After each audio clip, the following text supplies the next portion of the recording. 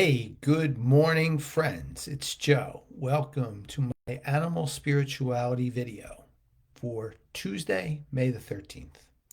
Hope you're doing well on this Tuesday morning. Started my day out at the gym. And as I always say, I like to go there to stay in shape and do what I have to do. But also, it's nice connections with others. And there is certainly something to be said because you're all there for a common purpose. When you do that and you recognize that and you can be open to connecting with others, even brief as those interactions may be, because you have to do your workout, it's just so refreshing and a refreshing way for me to start my day. And something I'd ask you to think about, whether it's the gym or anywhere else, connecting with others is so important. And that's like I'd like to talk about that today in our animal spirituality video. I'd like to combine the Gospel of St. Luke and later the Gospel of St. Mark with my dear baby girl, Shelby, and talk a little bit about how we can heal others by connecting to them. The Gospel gives us amazing insights, and so does my baby girl, Shelby Dwyer. So, for the next several weeks, I'm going to focus on this. I'm going to start with the Gospel of St. Luke. Now, St. Luke was a physician. So certainly his gospel has some very healing tones to it. And it's recognized by St. Luke as he writes about Jesus, some of the things he did and how he did them when he was healing others. And I think there's something there for us as well. And then my baby girl, Shelby Dwyer, who unfortunately passed about 6 years ago, I can't believe it's that long. She had some insights as well that matched Jesus's. As a therapy dog, she really had the knack to heal others. So I won't read the whole gospel passage to you, but I will start with St. Luke chapter 13, verses 10 through 17. And in that gospel passage, Jesus calls a crippled woman to him so that he may heal her. He calls her to him. He wants there to be a connection. He knows it just can't be him connecting to her. She must also connect to Jesus for this healing to take place. So he calls to her and she comes to him. It must be a two-way street, right? The person who's doing the healing certainly has a good intent, or we hope so. In this case, certainly we know so. But the other must also want to make that journey to make that connection with the other person, the person who's doing the healing. I remember so well a Read to Animals program where Shelby was in a school in Jersey City. And a young girl at the time, probably 6 years old, just did not want to do this. She didn't want to do it. She was crying. The teacher was trying very well, I might add, to coax her, but it wasn't going very far. And at that time, she came over towards me, the teacher and the little girl, with Shelby. And Shelby at first wasn't really paying as much attention. And then her radar went up. Her radar went up and she just looked over at the little girl. She looked at her for a couple of seconds, and I could sense that she was trying to make a connection.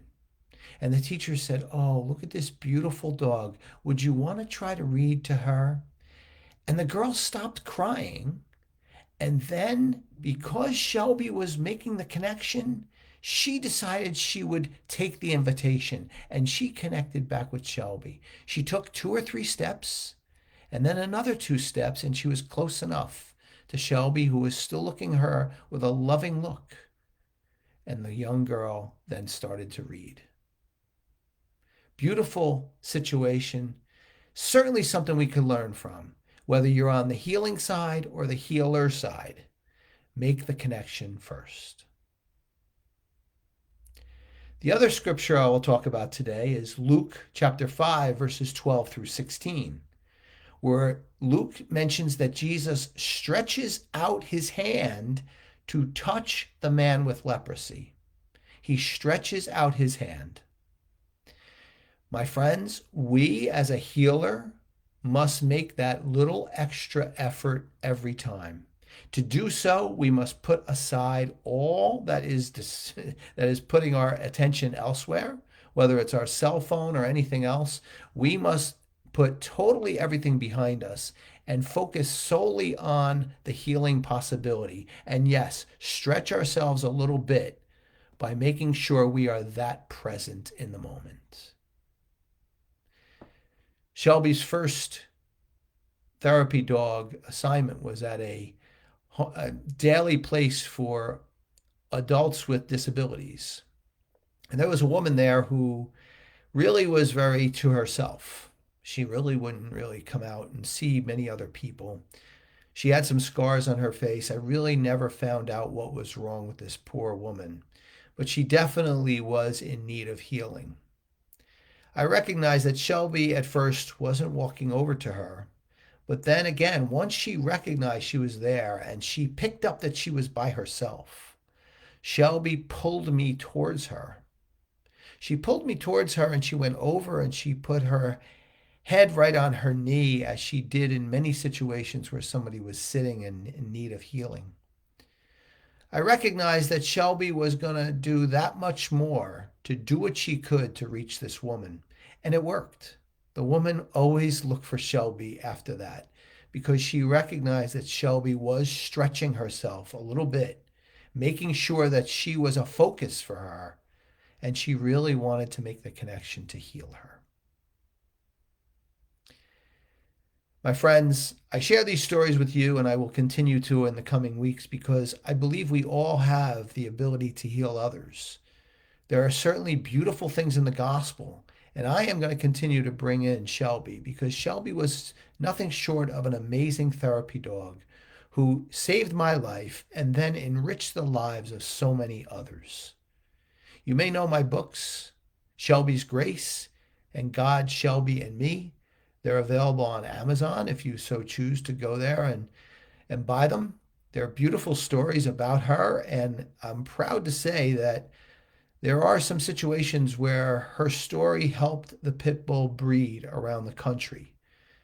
She was not one of a kind, but she was one of a kind. There's other dogs out there that can do what she did, but she did it in such a special way that she always touched my heart and the hearts of so many. Well, my friends, that's my message on this Tuesday morning. As always, I hope it was helpful. I always welcome your comments and your thoughts about these healing suggestions and about Shelby and how she might have touched your life. I'd love to hear from you if, in fact, she did touch your life. I always welcome those comments, but I always appreciate you being here with me. I want to wish all of you a wonderful Tuesday, and I look forward to being back with you later in the week for another scripture reflection. Take care, everyone.